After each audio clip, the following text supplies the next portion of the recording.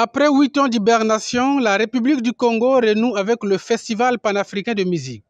La 11e édition du FESPAM se déroulera du 15 au 22 juillet 2023 à Brazzaville. Gervais Hugues Ondaï et Lise Pascal Moussoudi, respectivement commissaire général du FESPAM et directeur de cabinet du ministre de l'Industrie culturelle, touristique, artistique et des loisirs, ont annoncé les couleurs de cet événement ce mercredi 10 mai 2023 dans la capitale congolaise à l'occasion d'une conférence de presse relative au lancement de la campagne de promotion de cette 11e édition.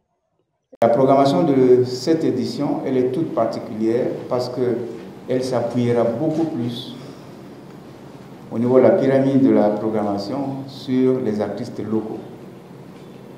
Donc, la base de cette programmation, c'est vous, les artistes de la République du Congo. Madame le ministre a pu arracher de la très haute bienveillance de son Excellence, Monsieur le Président de la République, chef de l'État, l'organisation de cette 11e édition avec l'engouement de son collaborateur technique en la matière, j'ai cité Hugues Ondaï, le commissaire général du FESPAM. Ils ont fait combite jusqu'à ce que le Président de la République a pensé, au-delà de tous les engagements budgétaires et autres, d'accorder une fois de plus au Ménomane congolais une édition du Festival panafricain de musique. Sibiti, dans le département de la Lekumu, abritera le 13 mai prochain le lancement national du festival. À l'international, le lancement se fera au siège de l'UNESCO à Paris, en France, le 31 de ce même mois. On va donner le temps à Sibiti.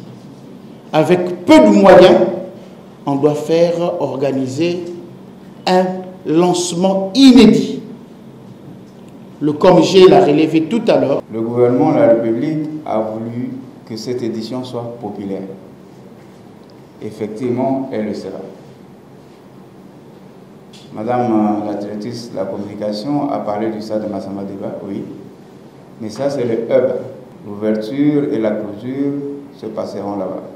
Financé par le gouvernement de la République du Congo à hauteur de 2 milliards de francs CFA, le FESPAM tient à acquérir ses propres instruments de musique ainsi que son podium déjà commandé en Chine, ont laissé entendre les conférenciers.